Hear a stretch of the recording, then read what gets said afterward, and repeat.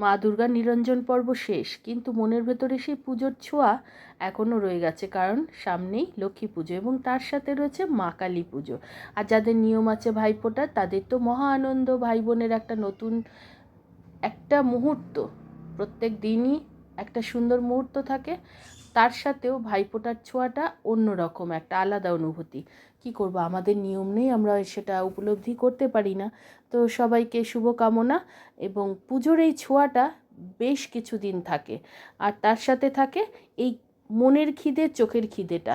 তো ভিডিও তো আমাদের রেগুলার পোস্ট করতে হয়, কিছু কিছু তো তুলে রাখতেই হয়। খাওয়ার ভিডিও আমার ছেলে, আমার হাজব্যান্ড একদমই শেয়ার করা পছন্দ করে না। তো আমরা কি করব, আমাদের তো রেগুলার ভিডিও পোস্ট করতে হয়। আর পাতি গৃহবধূ আমরা, সবসময় তো বাড়ির বাইরে বেরোনো সম্ভব না, যখন বেরোই তখনই একটু টুকটাক ভিডিও তুলে রাখি। তো একটু শেয়ার করলাম তোমাদের সঙ্গে। আর আমি স্পাইসি খাবার ভীষণ পছন্দ করি, একটু বেরোনোর সুযোগ পেলেই হলো। তো ছেলে অন্য কিছু খাচ্ছে, আমার একটু ফিশ ফিঙ্গার আর ফিশ বোলটা খুব ভালো লাগলো, তাই একটু খেলাম এবং ভিডিও তুললাম। আমার বন্ধুদের দেখানোর জন্য নয়, আমার ফেসবুক মামার ভয়ে।